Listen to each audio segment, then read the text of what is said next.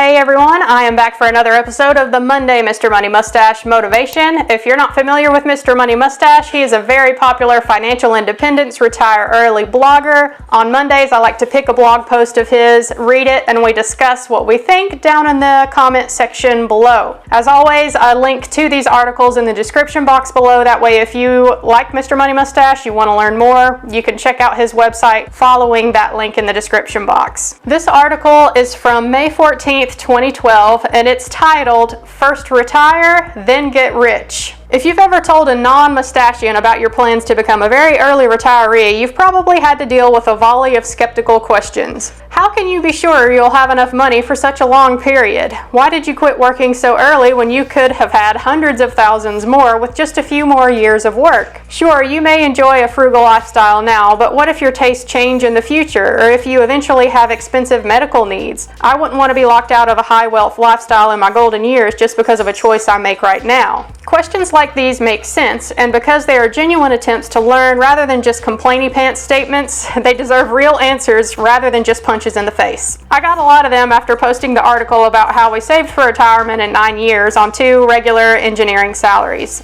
Although I will never lose my love for an efficient and simple lifestyle, I've actually got a secret plan to get quite a bit richer over the next 40 years. It's secret because I don't want this blog to become one of those big income, big spender blogs that everyone else writes. But it's not complicated. The trick is simply that I've been maintaining a positive savings rate even in retirement. To understand the implications of that, check out the following 2 examples. Jack and Jill are 2 single MMM readers in their mid-20s. They are both planning to retire by 35, and each has determined that his or her annual spending level is about $20,000 per year. Jack follows the popular 4% withdrawal rate guideline and determines that he needs $500,000 in assets to fairly reliably generate that income for him for life. As soon as he hits the $500K mark, he quits his job. From that point onwards, he resolves to devote all his efforts to charity or beach sitting and never earns another dollar. He also decides to keep spending $20,000 per year, whether he needs to or not. Just for fun, let's say the stock market conditions are worse than average throughout his retirement, so he slowly uses up his nest egg, and when he dies at 108 years old, he spends his last few $1,000s on a scholarship for his great-great-granddaughter. Not too bad a life story, but it was a close call financially. Jill has also estimated that she'll need $20,000 per year in retirement, so she also works and saves until she has $500,000. At that moment, she is financially independent just like Jack. And she has grown tired of her corporate job, so she's ready to hang up the keyboard. But like Mr. Money Mustache, she has a secret plan to end up much wealthier in her later years. How could this happen, even in retirement?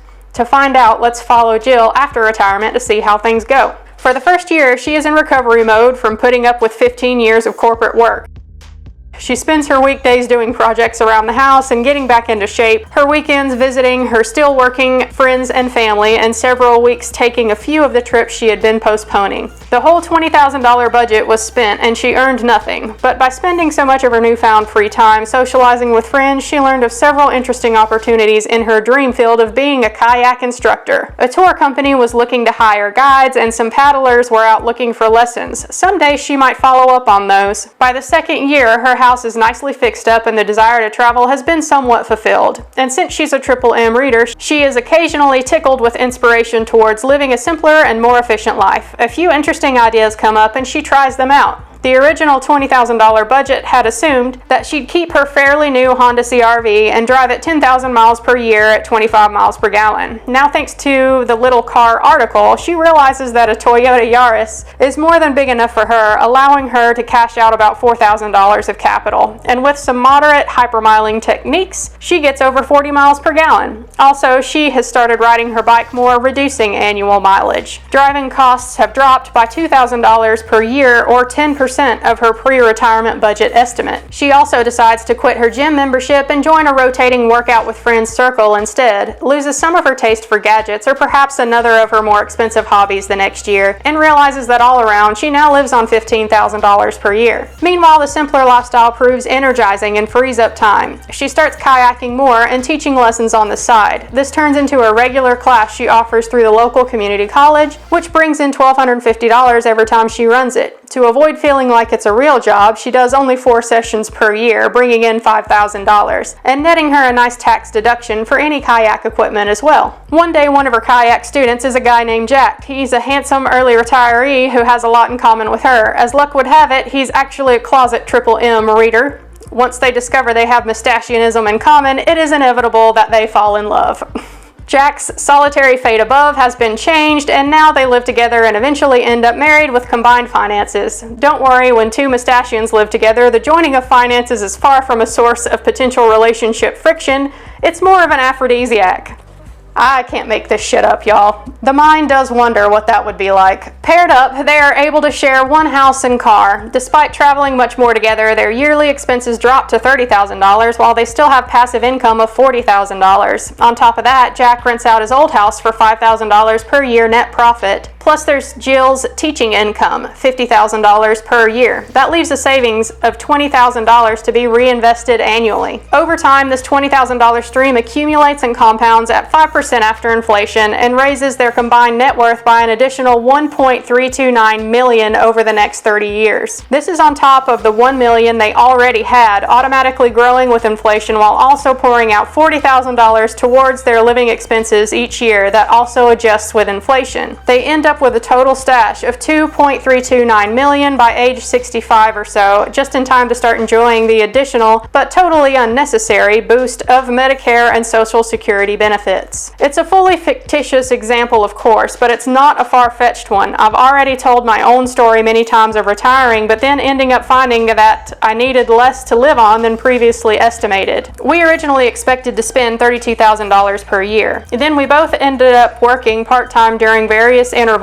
and will probably take on even bigger projects when our boy grows up. Since retirement in late 2005, we've still ended up saving even more than the $20,000 per year described in the example above, meaning we're on track to have several million extra dollars by age 65. If you do your own retirement planning with a reasonable safety margin built in, making conservative assumptions on both the income and expense side, the same thing is very likely to happen to you too. But you don't have to be insanely conservative, working for year after year to ensure a gigantic starting nest egg before daring to retire. I don't know a huge number of early retirees, but the ones I do know have always found that expenses drop more rapidly than expected after retiring and continue to fall through the years. Income ends up being larger than zero, even though your conservative estimates didn't depend on this bonus. Once you quit a full-time job, you just need a small positive savings rate to stick around and keep trickling into investments. This will automatically become a cash snowball as you go about your daily retired life. By the time you're old enough to need it, it will be bigger than you can possibly need. So don't think of the date of your early retirement as the last dollar you'll ever earn. It's just the first day of the rest of your life. All right, y'all, I absolutely love this one. It is so true. After retirement, the same rules apply as before retirement when you're trying to build wealth. Reduce your expenses where you can,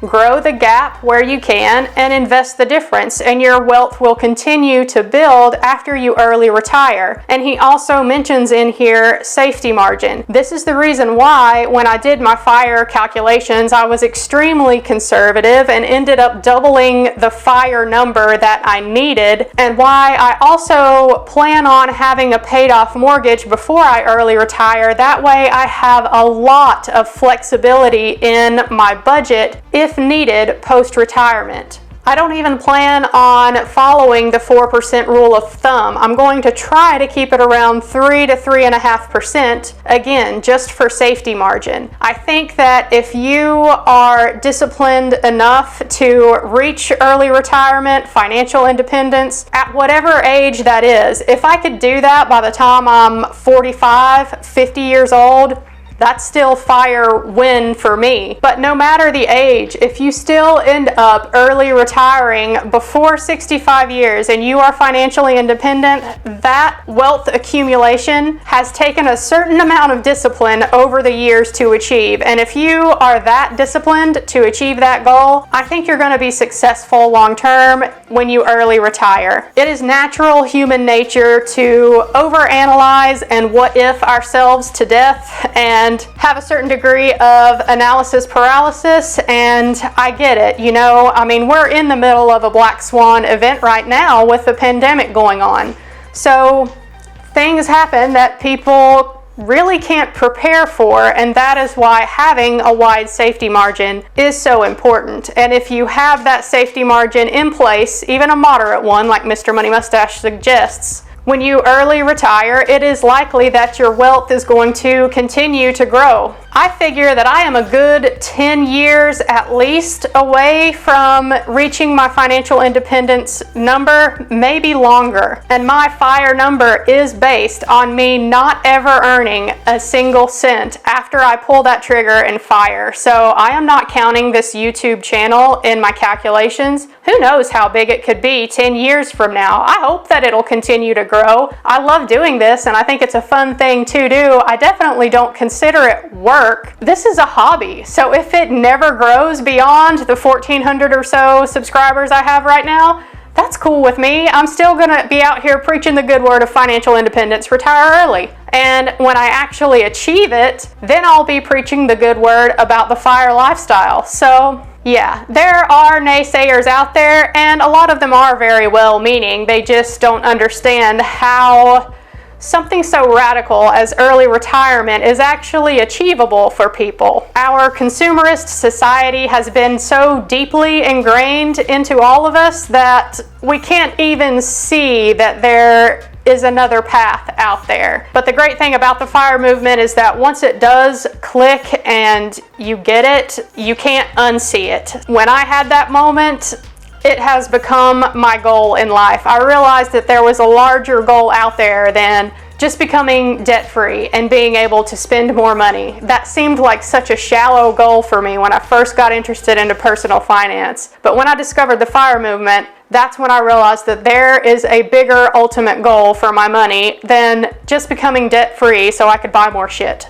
Alright guys, I hope that y'all enjoyed this one. That is all I've got time to film today, so I'm gonna have to head into work now. I will catch y'all next week for the next episode of the Monday Mr. Money Mustache Motivation. If you're new here, welcome. Don't forget to subscribe down below. I've got all the rest of my Mr. Money Mustache videos linked at the end of this one. I'll see y'all next time. Bye.